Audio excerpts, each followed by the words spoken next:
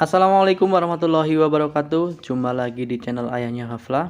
Di kesempatan kali ini saya akan melanjutkan video yang sebelumnya, bahwa video sebelumnya yaitu proses pemupukan tahap awal. Dan untuk kesempatan kali ini saya akan melanjutkan tahapan pemupukan yang kedua. Jika tahapan yang pertama kemarin proses pembelian atau menghitung pengeluaran yang wajib dibelanjakan setiap tahunnya. Namun untuk kesempatan kali ini tidak lagi menghitung pengeluaran, melainkan kita melanjutkan tahap berikutnya, yaitu bagaimana caranya memupuk pohon salak dengan baik dan benar, dan berapa ukuran dalam satu karung untuk setiap satu rumpun yang harus ditaburkan.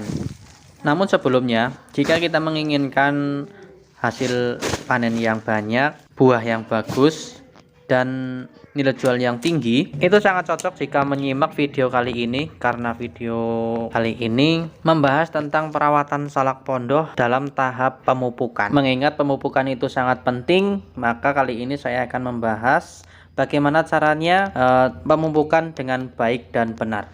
Setelah kita menebarkan per karungnya, maka selanjutnya yaitu penyangkulan. Proses ini seperti menggali di sekitar pohon salak untuk tempat pupuk yang akan kita sebarkan nanti. Penggalian ini tidak boleh terlalu dekat dengan pohon salak dan juga jangan terlalu dalam, karena akan merusak akar-akarnya. Jadi harus berhati-hati.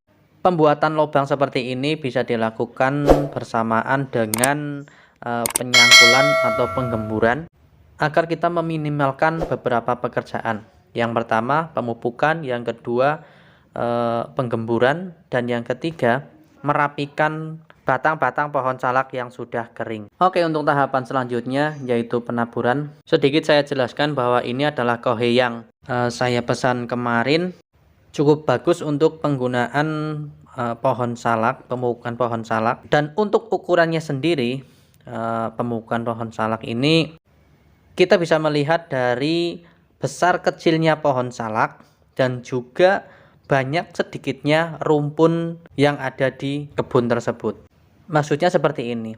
Jika pohon salaknya besar, maka kita biasa memberikan pupuk ini dengan jumlah kurang lebih dalam satu karung itu dibagi menjadi 3, dalam arti 3 pohon.